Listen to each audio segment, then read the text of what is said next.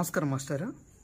ఇప్పుడు సాలెపురుగులు అనేటువంటివి సర్వసాధారణంగా మనం చూస్తూ ఉంటామండి. నలుపు రంగులో ఉంటున్నాయండి, కొద్దిగా గోధుమ వర్ణంలోనూ అలా ఉంటూ ఉంటాయి. అలాంటిది అరుదైనటువంటి వర్ణము ఆకారము కలిగినటువంటి సాలెపురుగులు మన ఎటపాక మండలం గౌరదేపేట ప్రదేశంలో గమనించడం జరిగిందండి. ఆ యొక్క సాలెపురుగు గురించి మీరు వివరించండి మాస్టర్. నా పేరు అర్జా భిక్షమారావు, ఎంఎస్సి ఎంఏ బిఏడి. నేను జంతు శాస్త్ర అధ్యాపకునిగా చేస్తున్నాను. నేను పనిచేసే కాలేజ్ పేరు ప్రభుత్వ జూనియర్ కళాశాల కుకునూరు, ఏలూరు డిస్టిక్, ఆంధ్రప్రదేశ్. ఈ సాలెపురుగును నేను పరిశీలించానండి. ఈ సాలెపురుగు అనేది బంగారపు వర్ణంలో ఉంటుంది.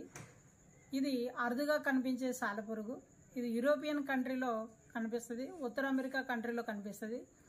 ఈ సాలెపురుగు అనేది మైగ్రేషన్ వల్ల, అంటే వలస వలన ఈ గౌరదేపేట ప్రాంతానికి రావడం జరిగింది. ఈ సాలెపురుగు అనేది ఈ ఏరియాలో కనిపించడం కారణం ఏంటంటే, ఇటీవల ప్రవహించిన గోదావరి వరద నీరు సుదూరమైన ప్రాంతాల నుంచి రావడం వలన, అదేవిధంగా కొంతమంది మైగ్రేషన్ పీపుల్స్ ఇతర దేశాల నుంచి రావడం వల్ల అక్కడి నుంచి వాళ్ళు తీసుకొచ్చే విత్తనాలు, అదేవిధంగా రవాణా బ్యాగ్స్తో ఈ ఏరియాలోకి ప్రవేశించడం జరిగింది. ఈ సాలెపురుగు అనేది ఆర్ద్రోపోడ వర్గంలోని అరాక్నిడ విభాగానికి చెందింది. ఈ భూమి మీద విస్తరించిన జీవరాశులన్నిటిలో అత్యధికంగా ఆక్రమించిన వర్గం ఏదన్నా ఉందంటే ఆర్ద్రోపోడ వర్గం. యానిమల్ కింగ్డమ్లో, అంటే జంతు రాజ్యంలో అతిపెద్ద వర్గం అనేది అకశేరుక వర్గాల్లో ఆర్ద్రోపోడ వర్గం. ఇది భూమి మీద 2/3 వంతు భూమిని ఆక్రమించి ఉన్నాయి. ఈ సాలెపురుగు అనేది విషపూరితమైనది కాదు, కానీ ఈ సాలెపురుగు అనేది కుట్టినప్పుడు అది బులైవ్స్ అనే స్పాట్స్ కనపడతాయి. బులైవ్స్ అనగా ఏంటంటే, ఈ యొక్క ఎద్దు కళ్ళు అయితే ఎలాగా కనిపిస్తాయో అట్లా ఆ స్పాట్లో వస్తుంది. ఆ స్పాట్ అనేది ఎలా ఉంటుందంటే దద్దులతో ఉంటుంది. ఒక 1 hour 2 hours అనేది పెయిన్గా ఉంటుంది. తర్వాత దానికి అది డిజాల్వ్డ్ అయిపోవడం జరుగుతుంది.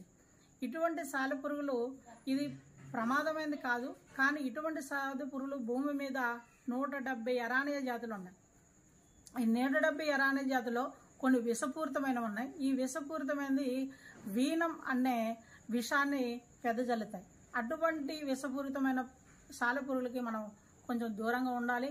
వాటి నుంచి రక్షించుకోవడానికి దోమతెరలు లాంటివి వాడాలి. అదేవిధంగా అగ్రికల్చర్ క్రాఫ్ట్ పొలాల్లోకి వెళ్ళే వాళ్ళు మంచిగా జాగ్రత్తలు తీసుకోవాలి. మాస్టర్, ఇప్పుడు సాలెపురుగుల్లో ఇది విభిన్నమైనది ఎలా ఉందండి? కొన్ని మంచివి చెడువి మనకి నష్టం చేకూర్చేవి ఏమన్నా సాలెపురుగులు? సాలెపురుగుల మీద ఇది విభిన్నమైనది. సాలెపురుగులు సాధారణంగా మనకి గోధుమ వర్ణంలోను మరియు అది నలుపు రంగులో కనిపిస్తుంది. ఇది అనేది ఒక విచిత్రమైన రంగును కలిగి ఉంది.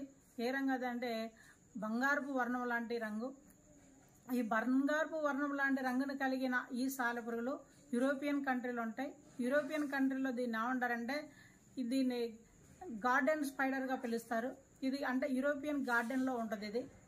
ఇది అరుదుగా మన భారతదేశంలో కనిపిస్తుంది. ఇది ఓన్లీ మైగ్రేషన్ వలన ఈ ప్రాంతానికి ప్రవేశించడం అనేది జరిగింది. ఈ 170 ఎరానియా జాతిలో కొన్ని విషపూరితమైనవి ఉన్నాయి. ఈ విషపూరితమైనది వీనం అనే విషాన్ని వెదజల్లుతాయి. అటువంటి విషపూరితమైన సాలెపురుగులకి మనం కొంచెం దూరంగా ఉండాలి. వాటి నుంచి రక్షించుకోవడానికి దోమతెరలు లాంటివి వాడాలి. అదేవిధంగా అగ్రికల్చర్ క్రాఫ్ట్ పొలాల్లోకి వెళ్ళే వాళ్ళు మంచిగా జాగ్రత్తలు తీసుకోవాలి. మాస్టర్, ఇప్పుడు సాలెపురుగుల్లో ఇది విభిన్నమైనది ఎలా ఉందండి? కొన్ని మంచివి చెడువి మనకి నష్టం చేకూర్చేవి ఏమన్నా సాలెపురుగులు? సాలెపురుగుల మీద ఇది విభిన్నమైనది. సాలెపురుగులు సాధారణంగా మనకి గోధుమ వర్ణంలోను మరియు అది నలుపు రంగులో కనిపిస్తుంది. ఇది అనేది ఒక విచిత్రమైన రంగును కలిగి ఉంది. ఏ రంగు అది అంటే బంగారపు వర్ణం లాంటి రంగు. ఈ బంగారపు వర్ణం లాంటి రంగును కలిగిన ఈ సాలెపురుగులు యూరోపియన్ కంట్రీలో ఉంటాయి. యూరోపియన్ కంట్రీలో దీన్ని ఏమంటారంటే, దీన్ని గార్డెన్ స్పైడర్గా పిలుస్తారు. ఇది అంటే యూరోపియన్ గార్డెన్లో ఉంటుంది. ఇది అరుదుగా మన భారతదేశంలో కనిపిస్తుంది. ఇది ఓన్లీ మైగ్రేషన్ వలన ఈ ప్రాంతానికి ప్రవేశించడం అనేది జరిగింది. మాస్టర్, ఈ అరుదైనటువంటి సాలెపురుగు మన దేశానికి మైగ్రేషన్ అయి వచ్చిందన్నారు. అది ఏ విధంగా, దేని మీద ఆధారపడి వచ్చి ఉంటుందంటారు? ఇది యూరోపియన్ కంట్రీలోని గార్డెన్ స్పైడర్ అండి. ఈ గార్డెన్ స్పైడర్ అనేది ఎలా ఉంటుందంటే ఇది యూరోపియన్ కంట్రీలో వాళ్ళు అలంకరణ కోసం మొక్కలు పెంచుకోవడం జరుగుతుంది. ఆ అలంకార మొక్కల్లో ఇది గార్డెన్లో ఉంటుంది కాబట్టి దీన్ని గార్డెన్ స్పైడర్ అంటారు. అలంకార మొక్కల్లో యూరోపియన్ కంట్రీ నుంచి కానీ, నార్త్ అమెరికా నుంచి కానీ, సౌత్ అమెరికా నుంచి మన భారతదేశం వాళ్ళు కొన్ని అలంకార మొక్కలను తీసుకొచ్చుకోవడం జరుగుతుంది. ఆ అలంకార మొక్కల్లో ఇది తీసుకొచ్చుకునేటప్పుడు అది మైగ్రేట్ అయ్యి మన భారతదేశంలో ప్రవేశించింది. మన భారతదేశంలోని వివిధ రకాల ప్రాంతాల నుంచి ఈ యొక్క సాలెపురుగు అనేది, బంగారపు సాలెపురుగు అనేది ఇతర ప్రాంతాలకు స్ప్రెడ్ అయిపోయింది. ఈ స్ప్రెడ్ అయింది కొన్ని రకాల విత్తనాల వలన, కొన్ని రకాల మొక్కల వలన, కొన్ని రకాల రవాణా మార్గాల ద్వారా ఇది ఒక ప్రాంతం నుంచి ఒక ప్రాంతానికి ప్రవేశించింది. ఈ గౌరిదేపేటలో కూడా ఈ అరుదైన సాలెపురుగు అనేది ప్రవేశించింది. ఇది బంగారపు వర్ణంలో ఉంటుంది. ఇది విషపూరితమైనది కాదు, కానీ చిన్నపాటి పెయిన్స్ వస్తాయి, అది దద్దుర్లు వస్తాయి. బుల్ ఐస్ లాగా దీని యొక్క గుచ్చి పీల్చిన భాగంలో ఆ యొక్క ఆకారం అనేది మనకు కనిపిస్తుంది. మాస్టర్, ఇప్పుడు సాలెపురుగులు ఎన్ని రకాలు? మనకి హాని కలిగించేవి ఉన్నాయా, హాని కలిగించడమే ఉంటాయా, ఉపయుక్తమే ఉన్నాయా? సాలెపురుగులు అనేవి 170 జాతులు ఉన్నాయండి. ఆ 170 జాతుల్లో ఇది ఒకటి. దీన్ని అరానియా డయాడా మటస్ అంటారు. ఈ అరానియా డయాడా మటస్ అనేది యూరోపియన్ కంట్రీలోనే ఉంది. ఇది మన భారతదేశానికి వలస వచ్చింది. ఈ విషపూరితమైన సాలెపురుగులు కొన్ని ఉన్నాయి. అవి కుట్టినప్పుడు వీనం అనే దాన్ని మన యొక్క బాడీలోనికి ఇంజెక్ట్ చేస్తుంది. దానివలన మనకి ప్రమాదమైన సూచనలు ఉన్నాయి. కొన్ని రకాల ప్రాంతాల్లో మరణించిన వ్యక్తులు కూడా ఉన్నారు. మాస్టర్, ఇప్పుడు ఈ సాలెపురుగు మనకి హాని చేకూర్చేదా, ఇబ్బంది ఏం లేదా? హాని అంటే అత్యంత ప్రమాదకరమైన హాని కాదండి. ఇది ఓన్లీ పెయిన్ అన్నది వస్తుంది. ఆ పెయిన్ అన్నది ఒక 2-3 గంటల దాకా ఉంటుంది. తర్వాత అది దానికంతటి అదే తగ్గిపోతుంది. దీనికి ఎటువంటి మందులు కూడా అవసరం లేదండి. ఇది జనరల్గా అది కుట్టినప్పుడు గుచ్చి పీల్చే రకానికి చెందిన నొడు భాగాలు ఉంటాయి కాబట్టి అది గుచ్చినప్పుడు మనకు పెయిన్ వస్తుంది.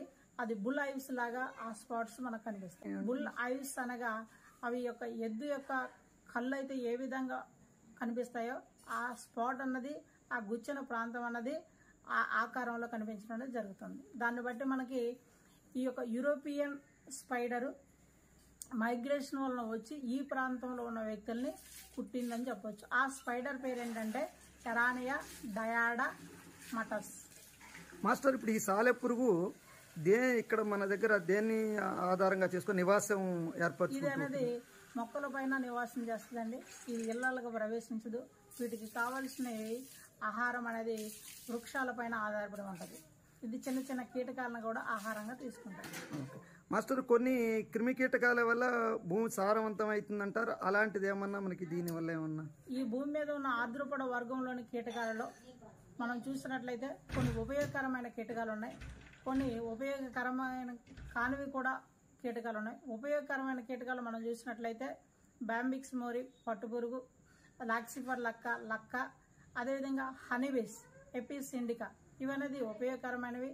ఈ భూమి మీద ఉన్న జీవరాశులకి ఆర్థికంగా, ఎకనామికల్గా అన్ని రకాలుగా ఉపయోగకరంగా ఉంటూ జీవనోపాధిని పెంపొందిస్తుంది. దీనివల్ల మనకి ఆర్థికంగా మన భారతదేశానికి లాభదాయాన్ని చేకూరుస్తుంది. అదేవిధంగా ఇందులో విషపూరితమైన జీవులు కూడా ఉన్నాయి.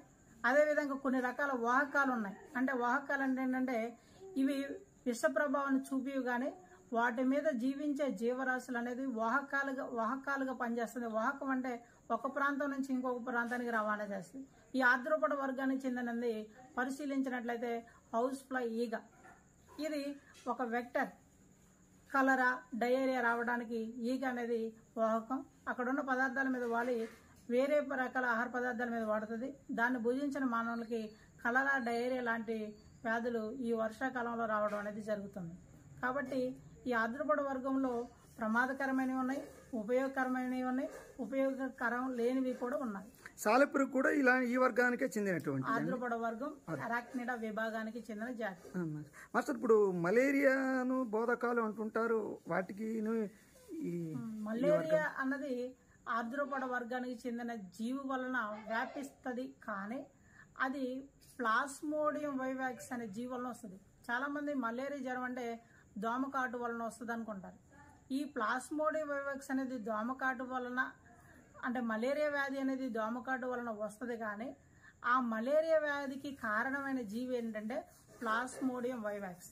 ఈ ప్లాస్మోడియం వైవాక్స్ అనేది ఆఫ్రికా ఖండంలోని ఆఫ్రికన్ ప్రాంతాల నుంచి అది ఉండేది. అది ఆఫ్రికన్ ప్రాంతంలో మంకీలో ఉండేది. మంకీ అనేది దానికి రిజర్వాయర్, అంటే ఆసియా అతిథి. అది మంకీ నుంచి మానవులోనికి స్ప్రెడ్ అయింది. మానవుడి ద్వారా దోమలోనికి ప్రవేశించింది, మానవుని కొట్టడం వల్ల. అంటే దీని జీవిత చక్రం అనేది మానవుడు మరియు దోమల మధ్య జరుగుతుంది. ఇప్పుడు దోమ అనేది ఏంటంటే, ఆడ ఎనాఫిలస్ దోమ ఏంటంటే అది ఒక వాహకము. అంటే ఆ వాహకం అనేది ఏ విధంగా, ప్లాస్మోడియం వైవాక్స్ అనే జీవి ఆడ ఎనాఫిలస్ దోమలో ఉండడానికి షెల్టర్ ఇస్తుంది. ఆ ఆడ ఎనాఫిలస్ దోమ మానవుని కుట్టినప్పుడు మానవుల్లోనికి దాంట్లో ఉన్న స్పోరోజాయిట్లు అనేది ప్రవేశించి మానవుడికి మలేరియా జ్వరం వచ్చేదరకు దాని యొక్క జీవిత చక్రాన్ని పూర్తి చేసుకుంది. మలేరియా జ్వరం వచ్చిన తర్వాత అది మన జీవితంలో, మన యొక్క లైఫ్లో ఉండలేదు. దాని లైఫ్ కంప్లీట్ అయిపోద్ది. దాని యొక్క జీవిత చక్రం మళ్ళీ ఎవరిలోకి వెళ్ళాలంటే దోమలోకి వెళ్ళాలి. అప్పుడు ఏడే ఎనాఫిలస్ దోమ అనేది కుట్టినప్పుడు, ఆడ ఎనాఫిలస్ దోమ కుట్టినప్పుడు ఈ యొక్క పిగ్మెంట్స్ అనేవి ఆ జీవిలోనికి వెళ్ళిపోతాయి, దోమలోకి. అట్లా మలేరియా జ్వరం అనేది చుట్టుపక్కల ఒకళ్ళకి వచ్చిందంటే ఆ ఏరియా చుట్టుపక్కల ఉన్న మనుషులకి స్ప్రెడ్ అవ్వడం కారణం ఏంటంటే, ఆ ఏరియాలో ఉన్న ఆడ ఎనాఫిలస్ దోమ అనేది అక్కడితో ఉండదు, ఆ పక్క ప్రాంతాలన్నిటి కూడా స్ప్రెడ్ అవుతుంది. కాబట్టి ఆ ఎనాఫిలస్ దోమ ఎవరిని కుట్టినా వాళ్ళకి మలేరియా జ్వరం రావడానికి చాలా ఛాన్సెస్ ఎక్కువగా ఉంది. మాస్టర్, అసలు మళ్ళీ మన మొదటి విషయానికి వస్తే మనకి అరుదుగా కనిపించినటువంటి ఈ సాలెపురుగు జీవితకాలం ఎంత అంటారు? 1 సంవత్సరం అండి. 1 సంవత్సరం తర్వాత దాని లైఫ్ స్పాన్ అయిపోయింది. తర్వాత దాని యొక్క డిమ్మకాలు అనేవి పెరిగితే అది గుడ్లను పెడుతుంది. దీన్ని ఓవి ప్యారెస్ అంటారు. ఓవి ప్యారెస్ అంటే గుడ్లు పెట్టే జీవి. దాని యొక్క డిమ్మకాలు అనేవి మళ్ళీ పొదిగి దాని నుంచి నూతనమైన ఆఫ్ స్ప్రింగ్స్ రావడం జరుగుతుంది. దానికి అవసరమైనటువంటి వాతావరణం ఇక్కడ మన దగ్గర ఉందంటారా? ఆ వాతావరణం అనేది 1 year దాని యొక్క లైఫ్ స్పాన్ అండి.